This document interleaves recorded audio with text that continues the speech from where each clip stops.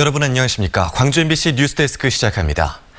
휴일을 맞은 5.18 국립묘지에는 참배객들의 발길이 오늘 하루도 끊이지 않았습니다. 5월 항쟁의 유적지를 둘러보는 순례객들의 행진도 계속 이어졌습니다. 이재원 기자입니다.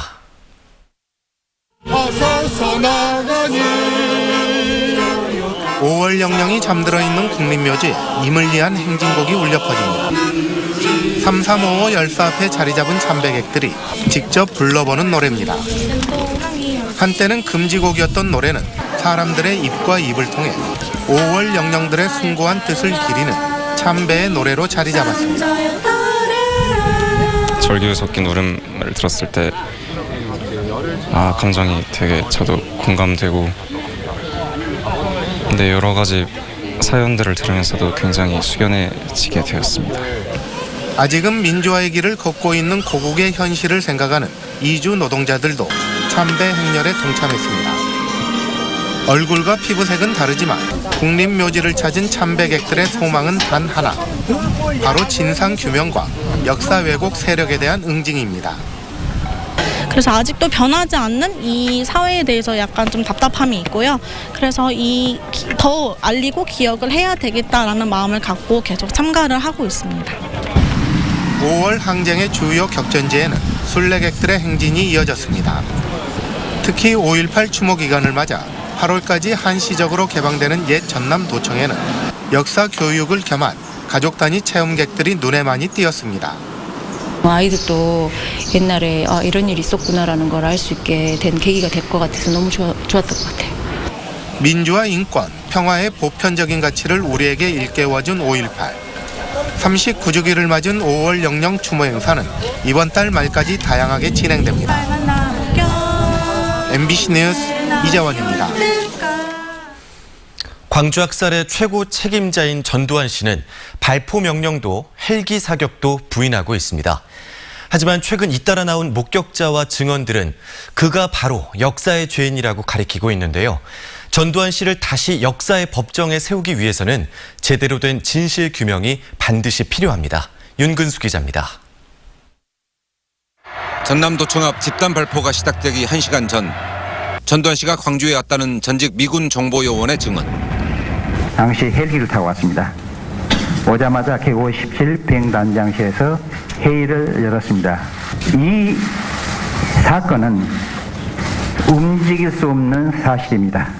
무자비한 전남도청 진압작전을 보고받고 굿 아이디어라며 사실상 최종 승인했다는 군의 문서. 헬기 사격을 목격한 것은 물론 직접 총탄에 맞았다는 증인까지. 헬기 떠가지고 저기 했는데 순간에 맞아버렸어요. 제가. 최근 잇따라 터져나온 5월의 증거와 증인들은 전두환 씨를 향하고 있습니다. 광주의 모든 상황들을 어떻게 보면은 보고를 받고 있었고 검토하는 회의에 참여를 하고 있다라고 해석을 해도 되겠죠. 하지만 전 씨는 헬기 사격도 발포 명령도 부인하고 있습니다. 발포 명령 부인합니까?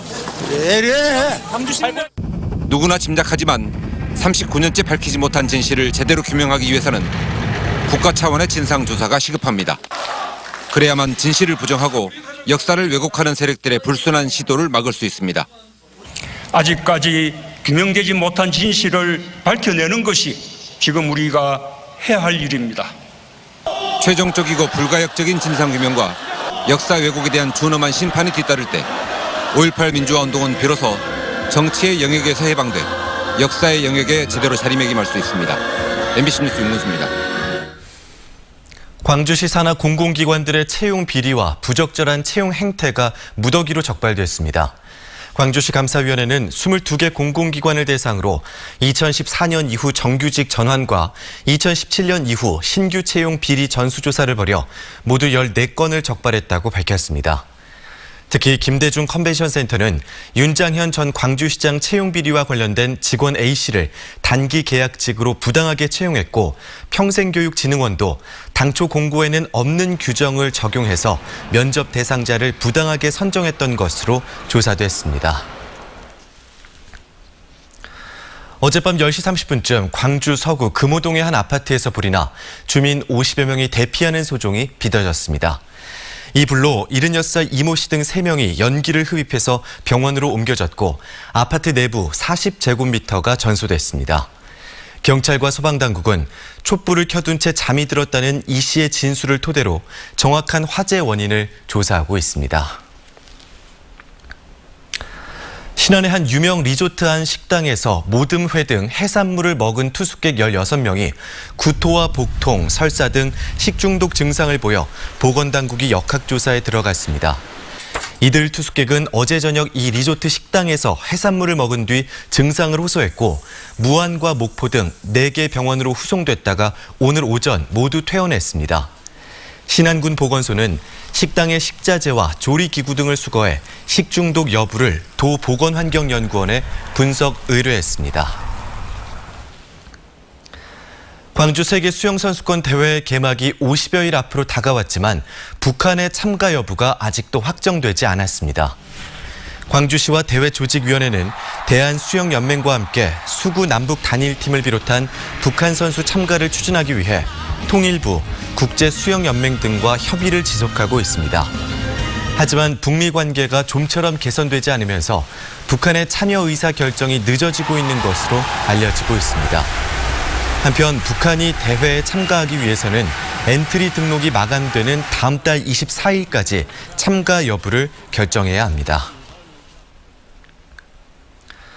공직선거법 위반 혐의로 유죄를 선고받은 윤장현 전 광주시장이 항소했습니다. 광주지방법원에 따르면 윤 전 시장은 공직선거법 위반 등의 혐의로 1심에서 징역 1년에 집행유예 2년을 선고받은 것에 불복해서 항소했습니다.